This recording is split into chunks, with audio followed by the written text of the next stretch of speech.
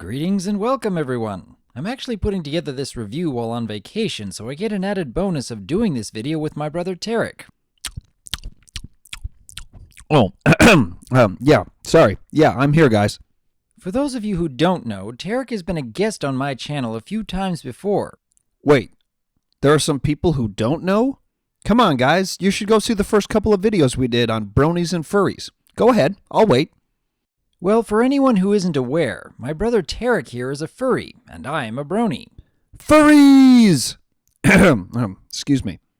I've been looking forward to doing another video with him, and now that I have a chance to be on vacation, I thought it might be a good idea to watch the latest episode and get some feedback from a non-brony. Does it have Pinkie Pie in it? I'm not going to watch it if it doesn't have Pinkie Pie.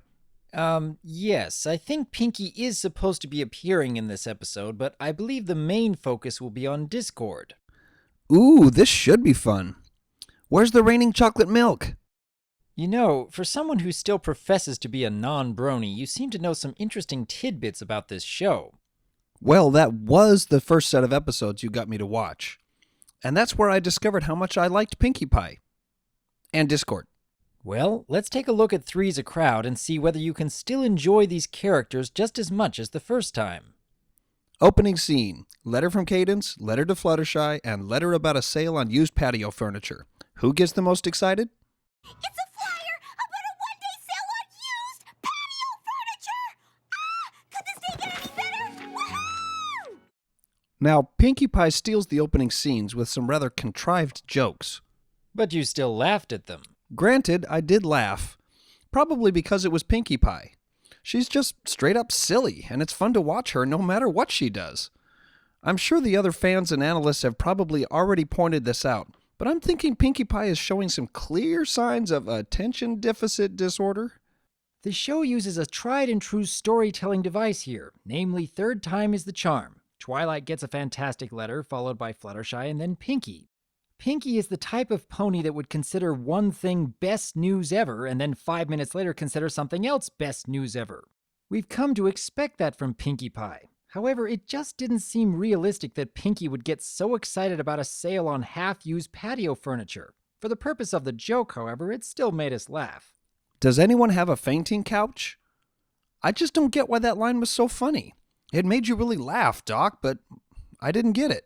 If you had seen Lesson 0, you would know exactly why it was so funny. Twilight and Cadence went to a geek convention. Everyone was dressed up as their favorite character, well, which just happened to be Star Swirl, and there was a mess of paraphernalia supposedly from Star Swirl's era. Hey, Doc, if Star Swirl the Bearded was such a powerful magic user, why the heck did he need to use a candle to light his way? Well, I can think of a couple different possibilities here. Is it possible that the candle itself had some magical properties? Perhaps the candle had some use aside from illuminating an area. On the other hand, if it simply was nothing more than a candle, then it would appear that an illumination spell was unknown to Star Swirl at the time.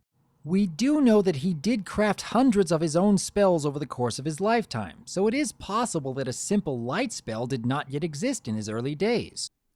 Now, about Discord. Clearly, he is not fully reformed.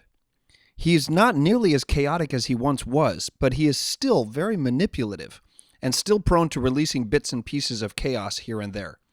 I have to admit, it was a lot of fun waiting to see what inanimate object would come to life each time Discord coughed or sneezed. Don't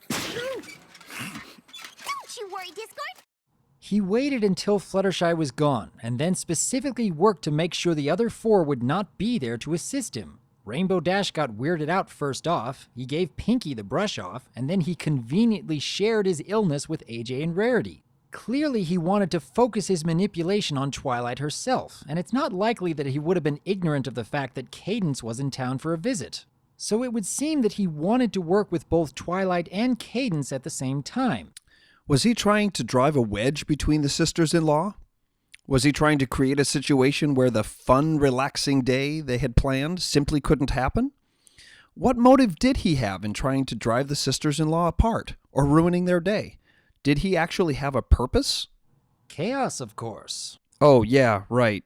Questioning Discord's motives is about as effective as trying to find logic in Pinkie Pie. So really, Discord's only motive was to have fun. Much like Pinkie Pie, most of the time the entire motive behind what she does is very much the same. At rare times, however, we do see character growth from Pinkie, as well as we saw the one time where Discord himself had some, albeit reluctant, character growth. Interestingly enough, I saw a lot of Dr. Seuss influences throughout this episode. It seemed early on in the episode that Discord was effectively speaking in poetic meter. Even though his lines didn't rhyme, I half expected them to. Furthermore, Discord produced a pink fluffy tree as a prop, which incidentally looked very much like the Truffula tree from the Lorax, the original one, not the recent movie. The moral of the story was clear enough without having to stop the show just to discuss and tell the audience what the moral actually was. A lot of MLP episodes have followed the adage, show, don't tell. They have actually followed this guideline rather well, which is why it is surprising that they chose to completely stop the action in order to nearly break the fourth wall trying to drive the moral home to the audience, which incidentally already figured it out 3 scenes ago. Well, after the train wreck, moral exposition, the show went right back to the fun, silly antics that made it fun in the first place. Personally, I think this scene could have been eliminated completely without hurting the episode at all. I would like to say that there is another, more subtle moral being presented here, one that wasn't explicitly pointed out. As far as we understand, Discord has never had an actual friend before Keep Calm and Flutter On. Now, having befriended the main 6, it appears that Discord is completely new to the concept of friendship. And, as is common in youngsters who are new to the concept, Discord decided to test the friendship. A friendship test involves challenging a friend in order to see if they will be truly loyal during a time of difficulty or stress, often without the subject even knowing that he or she is being tested. Such a test can appear in many ways, but in this case, the test involved taxing Twilight and Cadence to their limits, as he requested more and more different types of care for his illness. Unfortunately, testing a friendship is not a good idea, and sometimes can lead to the destruction of an otherwise good friendship when a friend somehow fails the test. Fortunately, in this case, Twilight did pass and the friendship was saved, for the moment. But I have to wonder, how would Discord have reacted had Twilight failed his test? I'd like to hear your thoughts on this question in the comments below.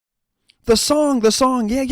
Let's talk about the song. Oh? What about it? It was a good song, and Discord didn't even sing most of it. And it was so full of some delicious references. Ooh, like this one. And this one. But honestly, if you really are enjoying the songs from MLP, then I'm sure that you will be thoroughly enjoying next week's episode. Wait, what? Oh no, you can't make me watch another one. Not even if it has one of your favorite singers in it? Favorite singer? Did they seriously put Pavarotti in My Little Pony? No, but they did put in Weird Al Yankovic. Oh! Well, until next time, I am Dr. Wolf, and I look forward to hearing from you. Oh my gosh, they're gonna put Weird Al in a My Little Pony episode! I can't believe this! I'm gonna totally freak out, no way! Could somebody find me a fainting couch? What?